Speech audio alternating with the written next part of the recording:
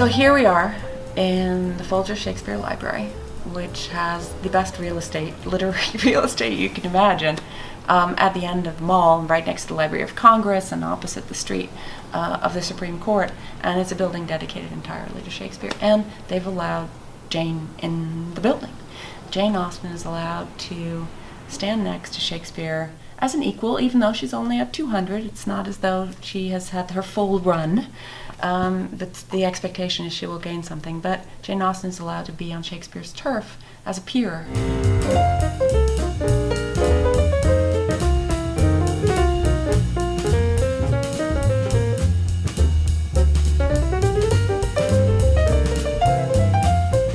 The whole overall process is almost 4 years in the making. And then the actual physical putting it in there took a little over a week. My name is Christina Straub. I'm a professor of English at Carnegie Mellon University in Pittsburgh, Pennsylvania. And I'm Janine Barkis, and I'm professor of English at the University of Texas in Austin, where I teach Austin with an E and Austin with an I.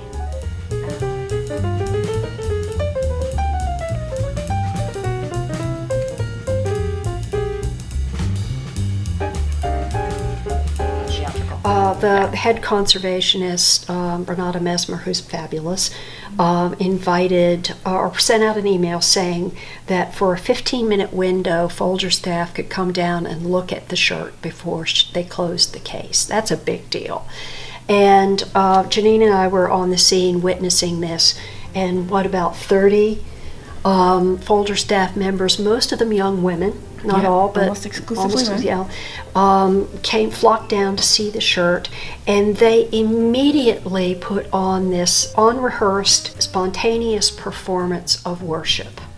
It was really, I mean, at one point a young woman was prostrated on the floor before the shirt. It was so theatrical.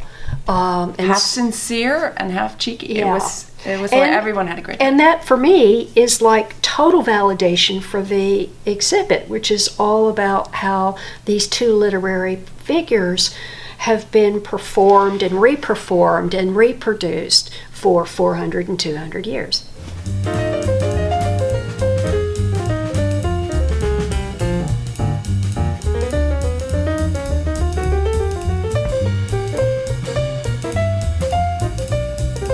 Up at 10 o'clock, and since 10 o'clock it's now 2:40, and approximately close to 300 people came in. So I'm glad this exhibit is here. Will and Jane.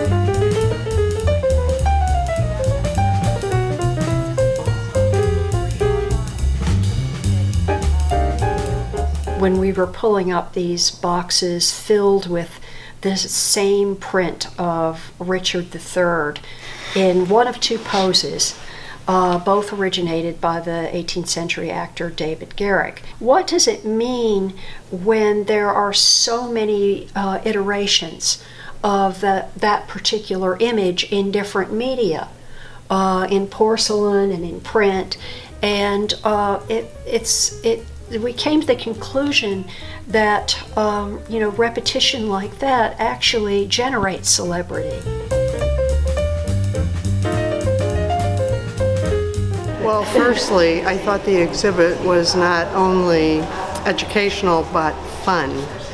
I'm a great Austen fan, and I simply identified with seeing objects that were part of her life in the beginning, and then I really think it's cool to see how we've adapted Austen over the years and have come to make her a cult figure. So thoroughly enjoyed this.